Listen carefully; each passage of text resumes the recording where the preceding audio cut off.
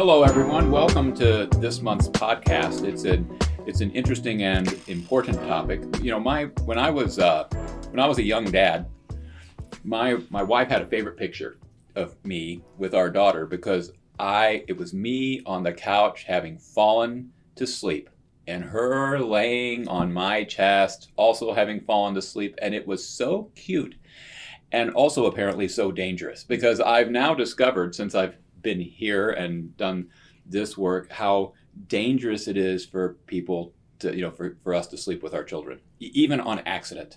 And we get reports of co-sleeping deaths all the time, and you can tell so many of them are just accidental and tragic. And it's a serious topic, I think, that we all need to address. And so that's the topic of this month's podcast. And I've got a bunch of people here in my office to talk about this month's podcast. I'll have everybody introduce themselves and say what they do, and then we'll go down through the discussion. So we always have deputy directors in here. I like saying deputy because it makes me feel like a sheriff. We got the deputies in here. We've got Sarah Smith and Terry Armistead are here, but we also have other guests. So who else do we have here today? I'm Misty Allen. I am a program specialist with Central Office over Newborn Crisis Assessments. Okay, and you are? Liz Tietzer. I'm also a program specialist within the Prevention and Safety Unit. And I'm Kara Wilcox, and I'm the unit manager over the Prevention and Safety Unit. All right, so we've got a whole lot of knowledge sitting in here about this topic that we can talk about. Sarah, how would you like for us to move forward on this? Well, it's really important that we come together, and this is going to be released in October, which, as Daryl was saying, this is such an important topic that really there's an awareness month, and October is that month. And so I think that's the reason that we wanted to come together today and really talk about the work that Children's Division is doing, that other agencies are doing, and what we're seeing as trends throughout the state. And a lot of that falls into Misty and Liz's shops with newborn crisis assessments and our critical event review. And so I really would like them to take the reins and have some conversation about what they're seeing, and we can add in, and Kara and Terry and I and Daryl, whenever there's some pieces or questions we might have. Well, I think to put it into perspective, I put some information before coming in, but our CFRP, they release an annual report every year, and the last one was from 2020. And per their annual report, in 2020, there were 101 infant deaths that were marked as sleep-related deaths.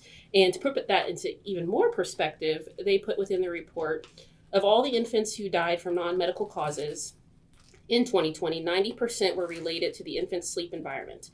Another way to look at this is that we are losing one infant every 2.5 days to deaths that could have been easily prevented.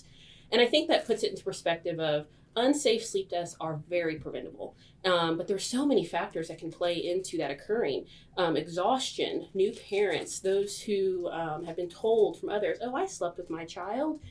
That's what you get them to sleep through the night, or they're going to sleep sounder if they're in the bed with you. But we have learned through the years that a lot of the deaths from 15, 20 years ago that looked like SIDS, the sudden infant death syndrome death, truly were an unsafe sleep-related death. And so we have learned so much from research and time. And that's why Missy and I, this is a passion of ours, of talking about safe sleep environments and really trying to educate not only our professionals, but families in the community and those who take care of children in the community, what a safe sleep environment looks like. So we have the ABCs of Safe Sleep, which is a lone back crib. And we're trying to educate our staff on what that is and how to educate our families on that and explain the whys. Why do they need to be alone? Why do they need to be on their back? And why in a crib with a hard, firm surface? Because if we just go in and just say this is what we need to do without the why, I don't think we're going to get people to understand. So explaining items in the crib, they can cover the baby's mouth, they can stop them from breathing. When they're on their stomachs, they can suffocate, their faces can get buried and they're not strong enough to move their necks. In the crib, the firm crib bed, the pillow mattresses and the pillows that people set babies on sometimes, they're too soft and they can't move while they're there as well. And that's a big change. I'm just thinking about the conversations, and I think I've heard you all mention conversations with people other than parents that'll be caring for a child. I mean, if I think back to when you're registering for, if you're having a child, those cute bumpers that are matching, you know, every piece, they have little elephants on them, and I have elephants on my wall, and I need the cute bumper. No, right? We don't need the cute bumper. Is that what I'm hearing? They've And been federally banned, actually. okay. Yeah. And I mean, back, you know, your parents might have laid you on your stomach. And so what kind of conversations or what tips, if you have somebody that's maybe hasn't had a class from a nurse before taking a child home from the hospital, like what things would you tell somebody, or could you just in a nice, you know, like affirmative way, if you're going to care for my kiddo tonight, these are some pieces that I want to make sure you know before leaving them with you. Well, I think it's important for any caregiver, any parent, when they are leaving their child with someone else, to see where that baby's going to sleep. Ask, can I see where you're going to put them down to sleep? Do they even have the crib or bassinet or a pack and play that they can utilize? Because maybe that parent has to bring something with them in order for their child to be sleeping safely in another caregiver's home. But I think also when we're going out and meeting with families, having that exact same conversation. Can I see where the child's going to sleep? Do you have that already set up? And if they don't, there are resources available. There are a lot of community resources across the state. And Misty knows a lot more about these, and I'll let you talk about the resources that are available. But having those conversations, and if they don't have a safe sleep surface, we can link them to these resources to then get either bassinet, crib, or portable pack and play. Most of our counties, actually all of our counties except for 15 of them, have a safe sleep program that they can utilize to get pack and plays, things to provide a safe sleep environment for an infant. Of those 15 counties that we don't have that available for right now, we're actually teaming with Children's Trust Fund, and they're going to provide instant pack and plays for these families through Cribs for Kids. That way they have that resource as well, because not all of them have it. And then we can kind of keep track of what areas need it the most. And so if you're going to place a child like with a relative or you're doing a diversion, a TAPA even, so something that could be really temporary and they don't have a safe sleep environment, what should you do? I mean, should you go check in a week? Should we be back? Should we even leave? What do you think best practice looks like for that type of situation? I think in those situations, you're working with them in that moment. And so I think we have a lot of, my understanding from the community resources, or even some of our offices do have pack and plays. If we're able to help them temporarily with a pack and play in the home so that we can safely leave that child with them for that night, or the bassinets. But you can work with them in that moment, and before we leave, assure that they're going to have that safe sleep surface available for the infant to care for them. I think another thing that you bring up, though, is we've now placed, if you're talking about a TAPA or a diversion, we've placed an infant in a home, and we've just disrupted their nighttime routine and their schedule. Like night times, I think with feedings and in general, exhaustion sets in. So I think it's important to then have that follow-up thereafter. Even with our new parents, do they understand the baby's going to wake up every 3 to 4 hours if you are lucky? They could be waking up every hour on the hour. And what are we doing? And having that conversation of the real parenting struggles of exhaustion. And maybe there's no one there to help or them to call on. And it's 2 a.m. What are you going to do? And sometimes it is tempting then to just lay down with them in the bed or lay with them on the couch because you will both get sleep. But then unfortunately, tragedy can happen within seconds. And that is how quickly an unsafe sleep death can occur, is you fall asleep and 15, 20 minutes later, something has happened and you wake to the child not breathing. And safe sleep goes deeper than the ABCs of the back alone and crib. We like to discuss the nightly feedings because that exhaustion's there. Falling asleep in a recliner or soft chair, that's not something that is recommended by the AAP. They suggest a hard, firm surface chair to feed the baby in.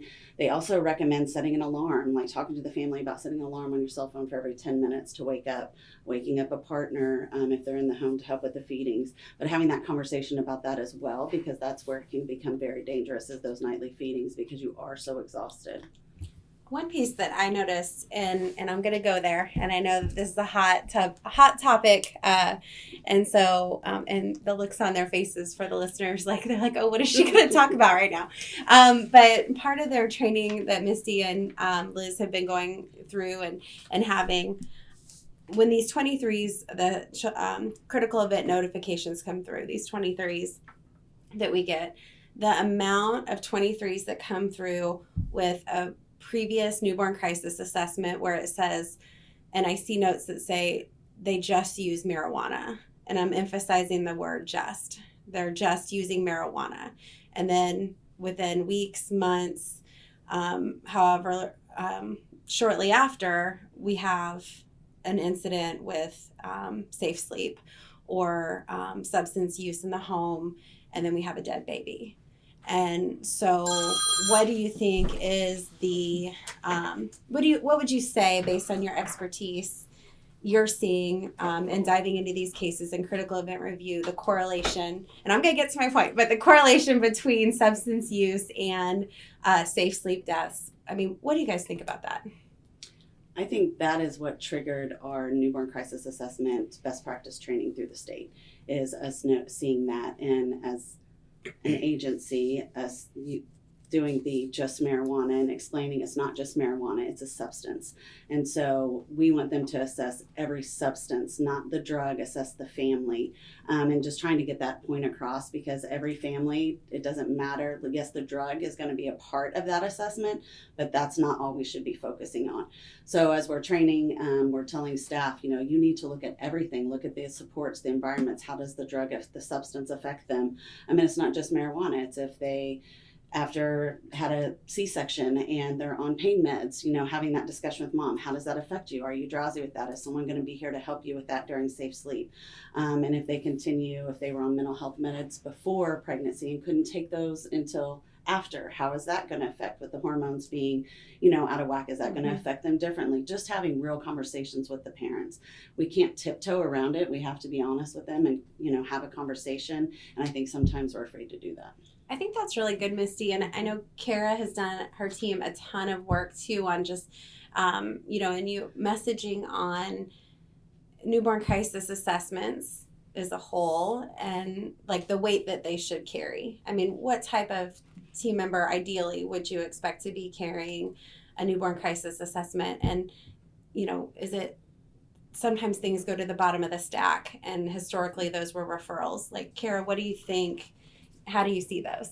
Well, I think we've always, kind of treated newborn crisis assessments as a lower level priority of the reports we get. We've always classified them as referrals, and I know I'm guilty of this when I was a frontline supervisor, staff coming out of basic training, and, here's an easier report to start off with, and giving staff newborn crisis assessments. So we're really trying to shift that, because we are seeing such a correlation through our critical event review process, just trying to shift that mindset that this is our most vulnerable population that we deal with, our largest, most vulnerable population that we deal with, and they deserve our attention. Those families deserve some education to help them to prevent, future child abuse, neglect, future critical events. And so really trying to elevate newborn crisis assessments to kind of a higher response. And we'll be working as we work through, revising our manual and with our FACES changes. Well, something that we're also looking at is we're in the process of having this discussion through all reports and not just NCAs. Mm-hmm. So if we have an assessment or investigation where we have an expecting mother or a child under the age of 1 having this safe sleep conversation, observing the safe sleep environment, I think we're also going to do that for FCS as well, to where they're observing that each visit to make sure that that is something that the family's practicing. So I just wanted to make a comment as I hear you all talking, but I really hear that it's not just on the investigators or those FCS workers working with families, but it's really everybody's responsibility, and all of our team members could benefit from this podcast, from the trainings you're providing, because I'm just thinking about as our AC workers or our licensing workers are going in and talking to relatives with a newborn or foster families, really talking about, and I think you made a great point of, if you are on medication, that's a hard conversation sometimes, but what does this look like for this child, and placement, and what supports are in that home that can assist you as well. And having real conversations like Misty was talking about. I mean, we know that in some hospitals, not all hospitals, parents are sometimes given a piece of paper about safe sleep or maybe a short video, but they've had so much going on, they're tired, and they're not in the hospital that long and just overwhelmed with, the fact that they just had a baby. Like, they're not necessarily digesting that information. And the same for us when we go out and we give them the safe sleep flyer. It's more than just handing them a flyer. It's having that conversation. It's those conversations and trying to work through barriers to safe sleep and misperceptions about safe sleep practices. That's important. That's going to help drive us to actually making a difference in this issue. We've actually had several AC workers and licensing workers attend our trainings, and at first we were kind of like, we don't know what you're going to get out of it, but after they were like, they got a lot of information from it. So we were glad. So we do encourage everyone. Initially it was just whoever touches NCAs, but they have come and really got a lot of information out of it. So it's been really beneficial. And I think that on top of, you mentioned alternative care, and then we have investigations, assessments, it is everyone's responsibility within the agency to share the message of safe sleep. If we're going in with a FCS or Family Centered Services case and you have an expecting mother, you mentioned Missy, starting that conversation early and talking to her about what safe sleep's going to look like in the home. But it is everyone's responsibility to do the ABCs, the alone, back, crib, and making sure that the parents understand. I think we may also have the perception that a parent understands what it needs to look like, but can they help? Can we help them show us what it looks like? And going back to the home and or calling after we've been to the home a few days later, especially with a new baby, it's exhausting. Maybe they've had people in the home providing food or support for the first week, but then 7-10 days later, where is everyone? Can we call or can someone call and follow up with that family and say, hey, how's things going? How's sleeping going? How's the nighttime routine going? I think it's very important for that follow-up. It doesn't always have to be children's division. It can be the community. It can be family supports. But everyone taking that responsibility to support that family to assure that they are following safe sleep practices and that the parent also has their support. And not just the parent, but again, our relative providers, and thinking about some of our grandparents with newborns in those homes and what that might look like, our foster parents. So That's something just that follow up and support. Yes, we have been trying to push that at our trainings. Granted, it's not policy, but we've suggested if a family, especially if they don't take home visiting services, and we know no one else is going to be visiting that home soon, that maybe 7 to 10 days later, just give that follow-up phone call. It could be one of our case aides or something to help with the cases, but asking those open-ended questions of how are you sleeping? How are you feeling? We could have postpartum setting in. So many changes could be happening in the home. And so that's why we think it would be a good, just best practice, just a phone call. We're not asking you to go back out, but just follow up to see how everyone's doing. I think I remember maybe within the last few months or years, the social media aspect of what the department shares on their page. And maybe it was an empty classroom or classrooms, and there were just chairs. I mean, it was a very powerful image that was shared where, all of these seats would have been full if it wasn't for safe sleep, preventable deaths. And that image just really stuck with me. I mean, are there pieces that you anticipate, coming in October that'll be maybe shared, or things that our team that's listening might be able to be involved in? I know that there is the department is sharing a lot of graphics and social media campaign for Safe Sleep Month in October, and they're also sharing and partnering with the Children's Trust Fund and sharing some of their social media campaigns. I know there's also the Clear the Crib Challenge, and the Clear the Crib Challenge, and Missy, correct me if I'm wrong, my understanding is that we're encouraging families to take a picture of that safe sleep environment and then share it. Share it with us, share it with the Children's Trust Fund for us to share that there are these safe sleep environments. Share with us what does your safe sleep environment look like for your child, and that's the hashtag Clear the Crib Challenge. That's going to be, I believe, on our social media platform as well as the Children's Trust Fund platform, I believe. Yes. And then we already have for children's division workers, the frontline staff, our safe sleep practice training. We're actually in the process of getting our advanced safe sleep training done. It should be done by the end of October. I reached out yesterday, but that is also going to be available to the public through the Missouri Safe Sleep Coalition website. So that'll be something that they will be able to watch as well. And Misty and Liz, do you want to talk a little bit about some of the resources that are available, like the Safe Sleep Coalition? I know you guys are involved in that as well. Yeah, so the Safe Sleep Coalition, it's the Department of Social Services, Children's Trust Fund, State Technical Assistance Team. Oh my goodness, I am missing so many people that are a part of the Medical providers, yes. medical community, different departments too out of the state, right? Yes. And the Safe Sleep Coalition, it has been their goal and their mission to reduce the unsafe sleep deaths. And that is part of their strategic plan, is to see that reduction over, I think, a 10-year span. And so we are a part of that coalition, and we work with them regarding media campaigns. How else can we get this information out to the community? Who are we missing? A large audience that we feel we are missing is to the providers, those like grandparents, aunts, uncles, those who are caring for the infants while the parents may be going back to work. Daycare, we all know, is expensive and also can be something that is not readily available in a lot of communities. So our grandparents are stepping up and are watching these infants, but we need to get that message out to them as well. And so that's another goal of the Safe Sleep Coalition, of trying to bridge that gap and get that communication out to those providers, the relatives who are caring for our infants. And I know they have a website too, safesleep.mo.gov, that has lots of different resources on it. Training, I think our training video is on there. They have product recall information on there as well. And the Children's Trust Fund also has a website that has a video about the ABCs and different resources, publications that you can order to have posted, around your offices. And their website is ctf4kids.org. Yes, and with the ABC's video, our safe sleep pamphlet that we provide our families, the CD 278, it is now updated and actually has a QR code that can scan and the video will play.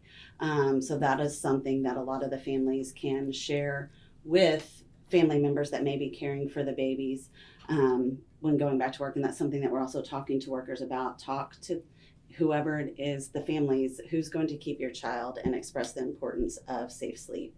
But we've also been talking to them about the struggles of families that are not in agreement to safe sleep, and not just stopping there, and not push and be disrespectful to what their thoughts and beliefs are, but to explain the risk. They can disagree and say they're not going to do it, but I think it's our responsibility to explain the risk that could come along with that. So that is something else that we're talking with the staff about. Well, I think it's amazing that you all are working so hard to raise awareness, because I think it's not something that people just even think about. I mean, I still, my mind goes back to 1997, and I'm falling asleep on the couch and my daughter's on my chest, and it was the most innocent thing ever.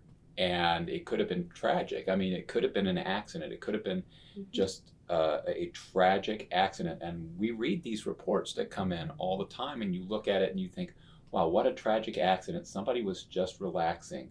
Somebody was just having a moment of, you're just cuddling in the recliner, and the next thing you know, tragic accident. So I think the idea that we have that in our mind, I think that we educate the general public and everyone that hey, be careful falling asleep. Be careful when you're holding a baby. Make sure that baby's not falling asleep anywhere but for one of these safe environments, because an accident can happen and a lifetime is rubbed out if that happens. And so I think it's just great work you're doing, and I can't tell you how much I appreciate the awareness you're raising and the steps you're taking to really, really save people. it's a beautiful thing. So, Thank you. We're enjoying it. anything else? No. Thank you all for listening to us again. It's always fun. I apologize. That phone you heard was mine. I apologize for that. I think the words that were being said don't need to be cut out. So I will take the blame for that. Why did I not have it on silent? I don't know. But thank you all for listening, and we'll talk to you again next time. Thank you very much.